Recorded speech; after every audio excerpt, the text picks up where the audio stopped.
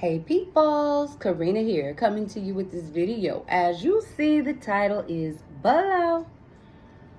If I sound a little extra happy today, it's because I am. I'm actually getting some stuff done, drying clothes at the moment, and thankfully I cooked enough to where I didn't have to cook today, and I'm having my leftovers today. So I made some little mini peach pies and some wheat spaghetti and, wheat spaghetti and turkey meat sauce. Okay, so now that I got that part out of the way, let me just go ahead and get off into the video.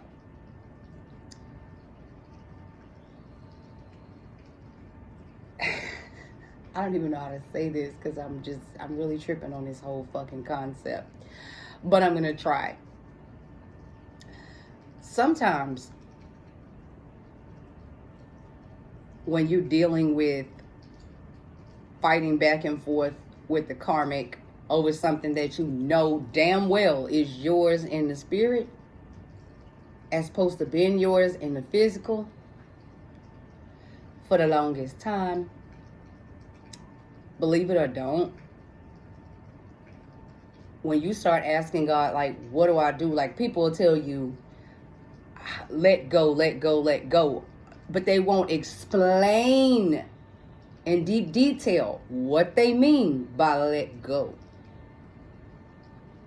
Because sometimes when a person hears that, they think saying fuck your twin flame. That's not what they're saying. Because some people say, well, I done let it go, fuck that, I'm gonna get up under another dude, I'm gonna do this, I'm gonna do that.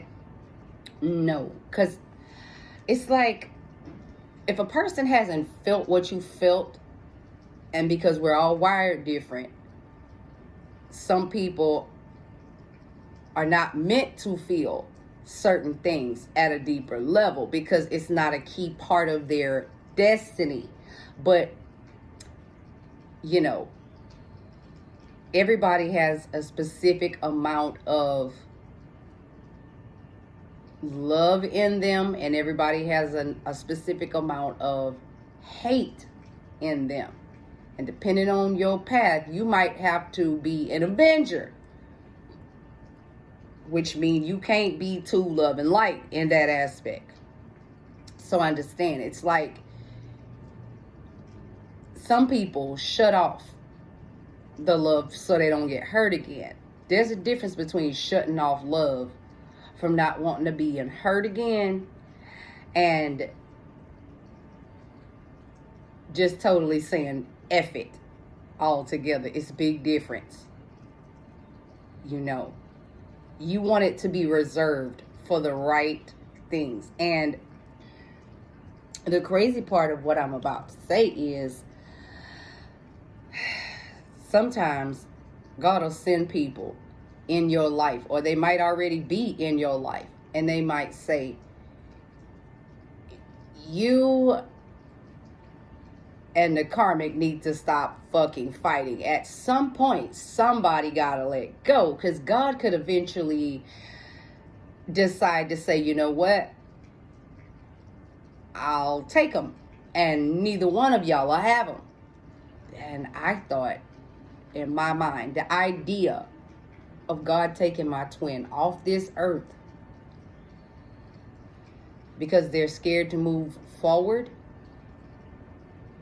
versus you just saying, okay, whatever your plans, you know, a lot of people will not make it clear. They'll just say, let go. And it's not that they're not it's not that they're purposefully trying to not tell you how to let it go in the proper way. All they know is you gotta let it go. You gotta let it go. But what I'm about to tell you, no bullshit, will unlock other areas of other stuff. Woo! So, it was a lot. It was a lot.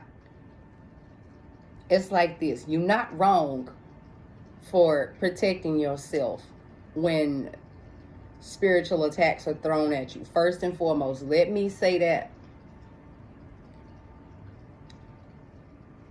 sometimes you have to put yourself in this headspace of, okay, if you feel in that type of way that if God should tell you, oh, or tell somebody else and give a warning, because warning really does come before destruction. Not to say that that could happen to your twin, or it could or it may not, but we're not going to speak death over nobody. Okay? Especially if you love that person. Not going to do it. There's something. It's like some people would say, well, fine then. If God take them off this earth, if I can't have them, she can't either. No, that's the wrong concept. That is the wrong concept. That's like ego like a motherfucker. And yeah, I'm like, when a person is like dying a death of ego, like, so they not like fucking up shit worse, slowing down your union more. Nah. I said, God, I really don't know how to do this thing. Like, people are talking about letting go and just be free and detach. You know how you watch some of those videos on YouTube and they'll speak like that, like just sheer euphoria. They done been through some hard times to where they had to let a lot of shit go. But everybody understands God differently, depending on how you're wired and what your purpose is. So what I'm about to tell you, how God gave it to me, how God put it in my mind some days ago, that I've been chewing on it before I made this video today. And I feel so light while I'm saying this too. Light and fucking free. Now, you can't do what I'm about to tell you to do if you're not sure that this person is really your twin flame. But if you know that you know that you know that you know, you'll have no problem doing this. You won't. Because that way, you'll be able to focus on your healing of other areas in your life instead of putting your healing on pause to fight with a fucking karmic. Does that mean that I won't block anything that she sends? It don't mean that. Does it mean I have to block whatever she sends? Not necessarily, from the way that... here it is. All I got to do at this time is just make sure I keep the things in my mind that God told me to do. And I'm going to be cool. That means taking your cleanse baths, grounding yourselves, like doing all kinds of things to keep yourself in the right headspace, not going out, dealing with people with ill intent. Like, long as you stay in the right mindset about where you are is not where you're gonna stay when it comes to how you feel about your twin, and it'll even make the love grow more. So let me stop rambling and just go ahead and get off into it. It's how God put it in my mind some days ago, after much thinking on it and stuff. It's like I'm just, after I made that video about not being able to help DM because the ball is in their court. But however,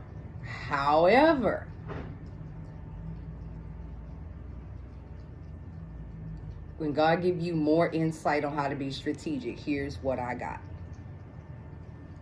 Guaranteed way to kick the karmic's ass without getting your hands dirty. Or without, when I say getting your hands dirty, I mean like full of fucking rage and anger and hate towards karmic.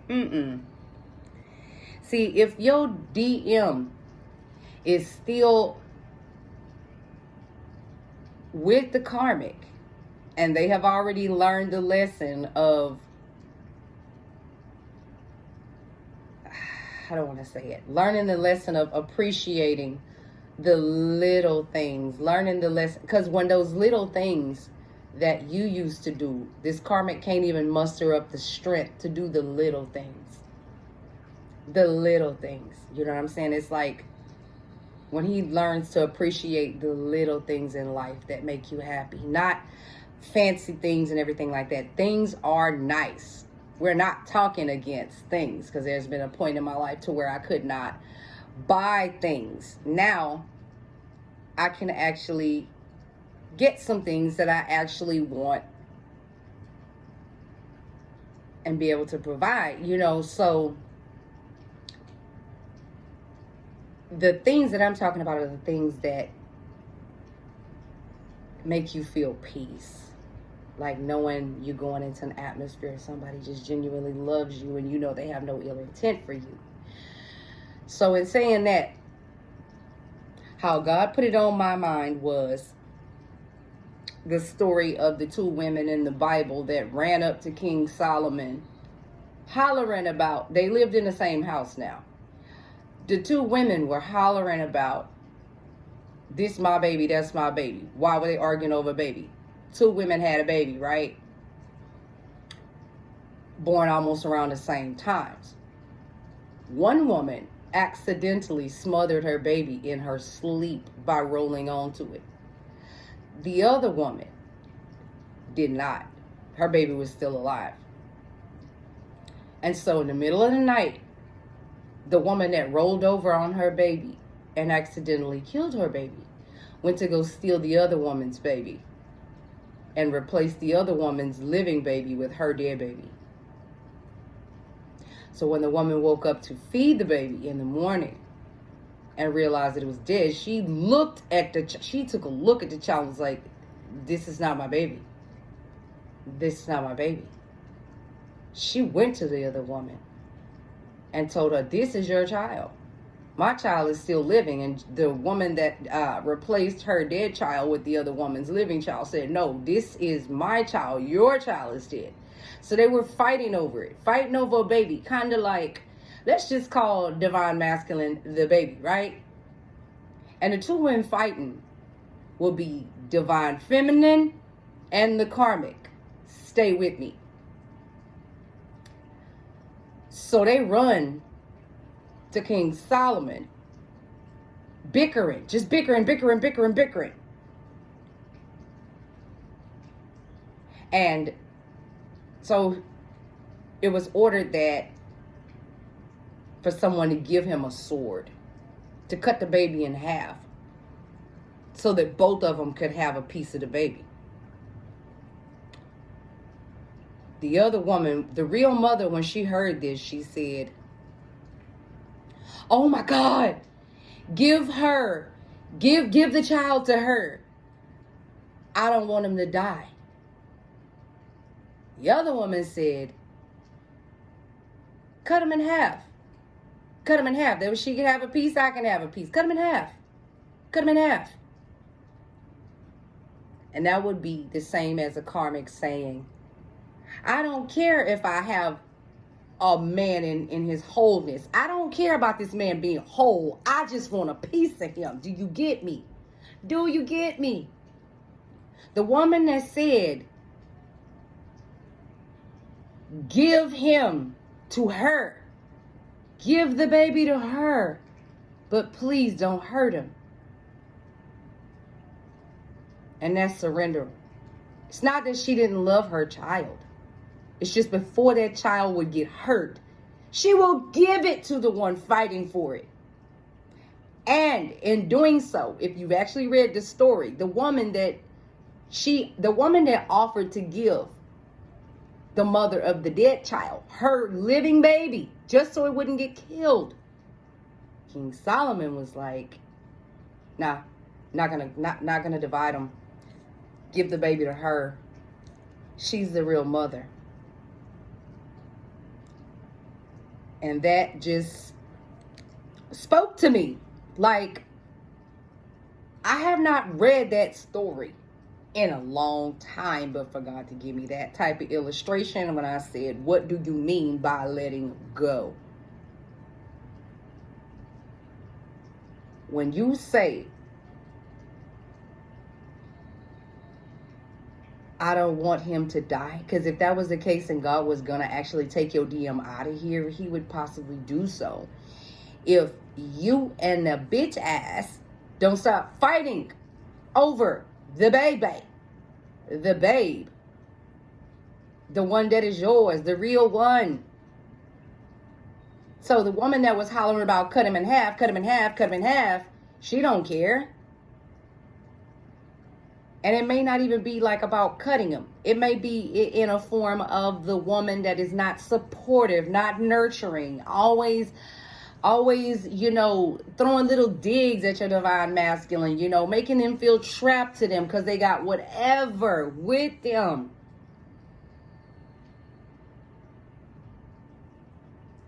You know, and people say about being in their children's lives. Think about it like this.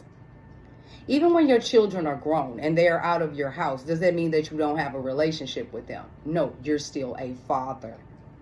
And that's the thing. That is the blinders that has been put over divine masculine's eyes for the ones that don't, the ones that feel like they'll be doing a thing by getting away from toxicity. And also, when you let go like that, other shit starts unlocking. I'm going to get a little bit more into certain other things that, like, you'll start having realizations of certain things, but I don't want to make this video hella long. So I was like blown away by that story. And a lot of things, here's the thing. Some people be waiting for God to come in one form and you totally miss it because it come in a totally different form. Like, you don't know who God sent to help you. I'm going to tell a little story about that on another time. You never know. So if we expect it, look, anything that God is telling you, and God legit said that, is going to line up with a scenario. Bible stories are scenario. They are real life scenarios. Okay? What is this channel about? Real life scenarios in this lifetime. And some of those things happened back in those days. Maybe not in the same way, shape, form, or fashion, but a variation of whatever you're going through in this life has happened back then with some of the characters in the Bible. Okay? There's parts of the Bible missing. We know that.